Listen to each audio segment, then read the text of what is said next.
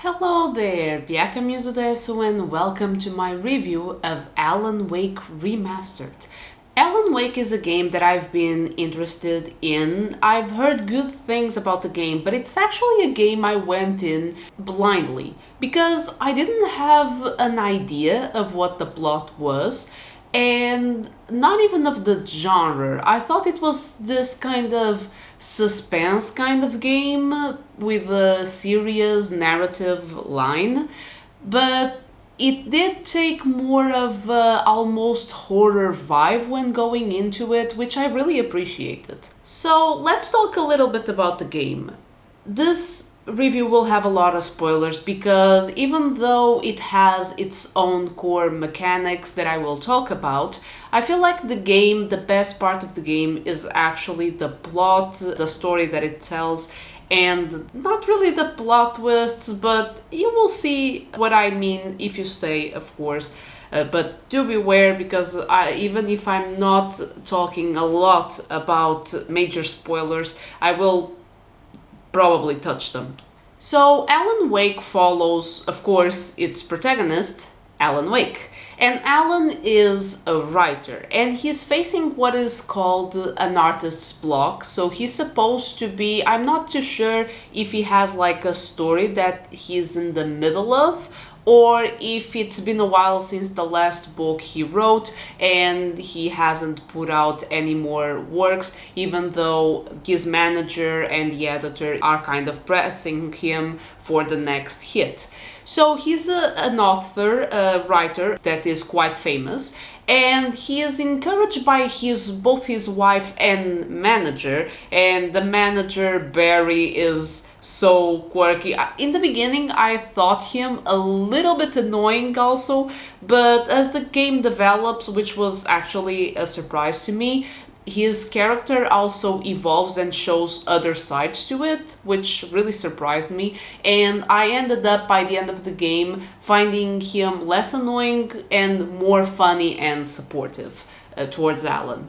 So he's encouraged by his manager and his wife to take this, kind of change the scenery around him, go to this isolated town, and he's basically staying at a cabin in the woods. As you are reaching there, everything seems, the town is very far away. I think you have to take a ferry. I'm not sure if you have to take the ferry to go to the actual cabin or to the town itself, but it's very isolated, is basically the bottom line of that. And as you go through the town and have these small interactions, you go into the cafe, you need directions to reach the place that you want to go to, you see that there is something weird, but not really something that will jump at your face. I mean, you're kind of ready to see some level of weirdness in all this.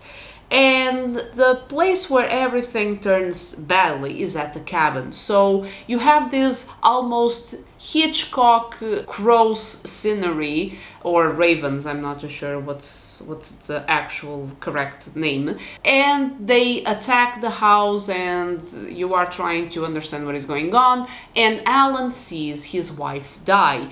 And basically then he goes kind of back in time to a point where his wife was still alive and he kind of relives her death, and you feel like you are in this kind of time traveling thing that you don't understand.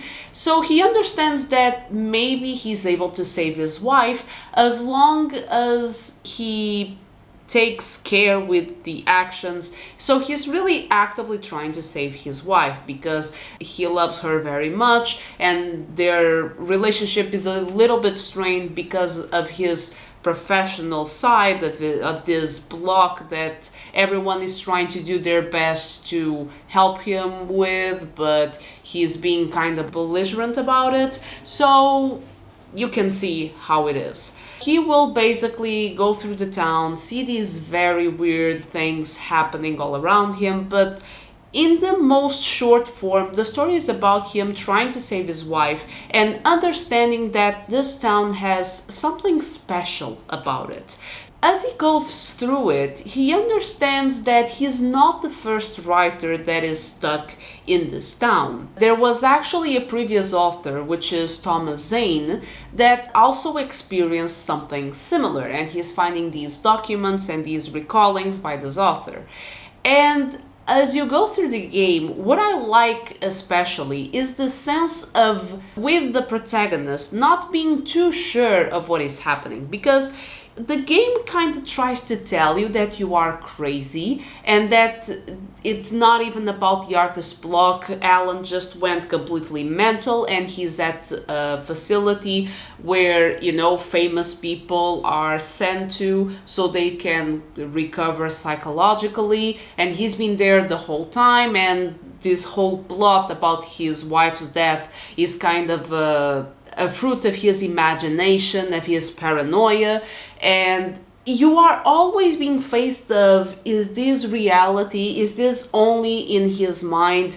You know, and you are kind of going back and forth between those ideas, and I think the game does a fantastic job at putting the seeds of doubt in your character, because you are seeing this and Alan is always saying, this is real, this is happening, it doesn't make sense, but it's happening, and you are like, yeah, it doesn't make sense, but then they throw at you, no, you are stuck here, and this is your very active imagination making all this that you claim to see, and you start doubting Alan's, you know, mental stability, and that's just an amazing thing that the game does. It does so well.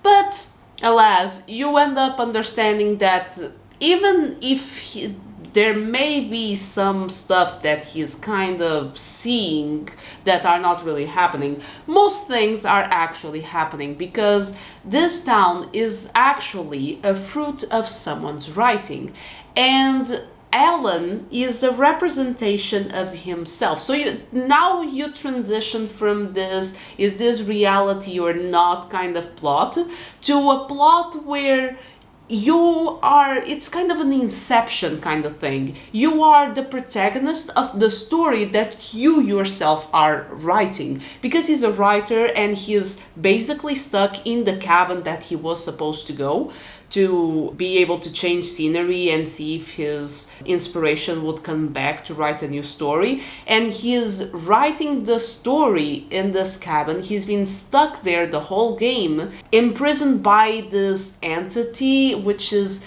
the darkness or something like this, that wants him to keep writing the story, but they want the story to be on their own terms, and in return they claim they could give him his wife back, because that's the whole objective. So apparently what actually happened was his wife died, and then he became imprisoned in the cabin trying to write the story. And the whole theme of this story is darkness against light. So while it's day, there are no problems, you are just exploring, interacting with the characters, everything seems normal.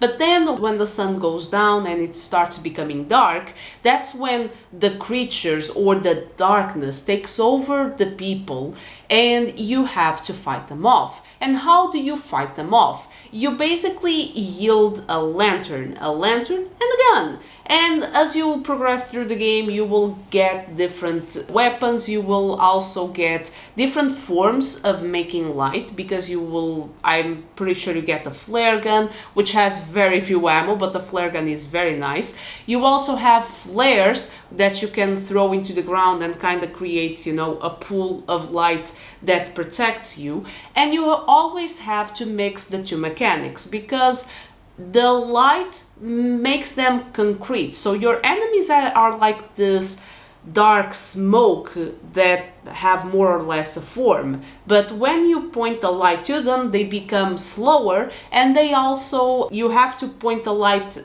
time enough for them to gain a physical form, because if you try to shoot them before that, you are not able to take them down, because it's like they are, you know, just an illusion. So the light makes them a reality, and then you can proceed to try and attack them with the gun, with whatever weapon you have. This is a very interesting mechanic, I enjoyed it a lot, but it's so difficult when you are facing off a ton of enemies, because it's doable with 1, 2, 3 maybe, but 5, 6, more than that, because there are times where you feel like you are literally being attacked by hordes. It's so difficult to manage, even if you have stuff like flares and, you know, bomb stuff, and there are certain parts where you have to use the environment to your advantage to create light sources. I remember there was an area with these spotlights that you would have to charge because they would go off from time to time,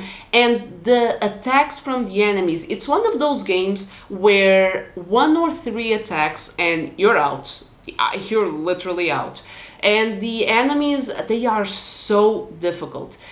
Alan is not also very quick. He cannot run very fast. You have to be very strategic with how you do the dodge. Of course, if you do your dodge in the right timing, you get a little small window where everything slows down. You have to be very strategic in the way that you fight. And I will be honest, I died quite a few times because of all these mechanics. I would sometimes get stuck in certain areas where the enemies were just too many to handle and there was no help, just me and managing my resources and the weapons available to me.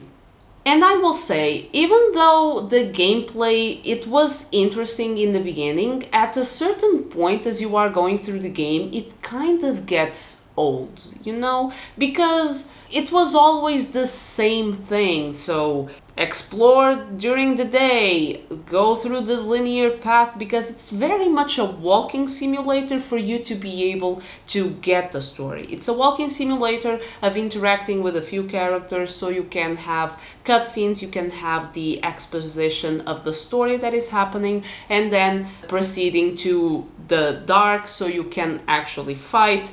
And it's always wash and repeat, wash and repeat. And it gets a little repetitive, even if at some areas they are trying to make you either use the environment to fight, or they actually put you with a partner. Because I had, at a certain part, I had Barry as my partner. And at another point, I do remember having the sheriff. I don't remember her name, but the sheriff was also using me, and I thought the sheriff was much more useful than Barry, because I don't think Barry was much of a fighter, but the sheriff did a very good job. I think there was a time where I tried to just watch her, and she did take out a few enemies without me doing anything, which was, well, I was actually pleasantly surprised by that. And that's basically it. You are fighting off this darkness, always with the stay in the light, light up the darkness kind of premise in the game. And then you reach the end and Alan makes... I don't remember if the game has more than one ending. The ending that I did see was basically Alan sacrifices himself, in the sense that he decides to become stuck in that reality, so no one else has to pay. So I think he's able to save his wife, but he basically becomes stuck in that place that is engulfed by the darkness. So he basically decides to sacrifice himself for the good of the others. There was also a very memorable moment where you have to fight this dark version of Barry.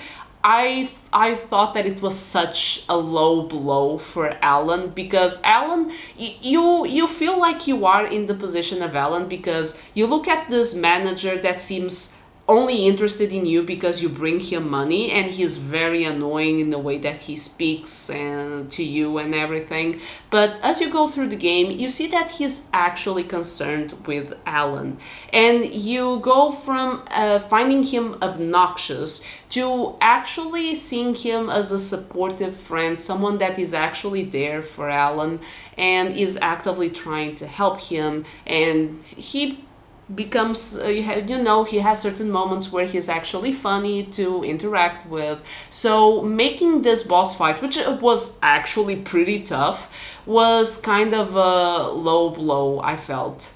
But it was a very memorable boss fight. I don't remember even if there was any other boss fight after that, but that was the most memorable one. Also, I hate the flying hordes of crows, ravens, whatever you want to call them, because I thought that was very Hitchcock inspired, but at the same time they are a pain to deal with. I was trying to use the lantern to kind of divert them or reduce the numbers. Either I don't know how to do that, or they are basically just a thing for you to get damage from. It was so difficult to get rid of them whenever they were. I would always curse my luck whenever they appeared. I don't think there's much more to say about this game. I think the story is so very compelling. After playing Alan Wake, this one, I was very interested in playing the sequel, and I know the sequel has received so much praise, so I can't wait to have an opportunity to play that game, and I'm very much looking forward to it. One thing that I will add is that the soundtrack is pretty nice. Not one of the soundtracks that I will go back to listen to, but it was adequate to the game, and it was not memorable, but it did fit the ambiance of the game. So thank you so much for watching this review. If you enjoyed this video, please leave a like, subscribe to the channel. If you want to see what I'm playing daily, you can always check out my Twitch channel where I always play these games first. And feel free to leave in the comments your favorite moments, anything that you think that I forgot to talk about. And I hope to see you in the next video. May music always be your life force.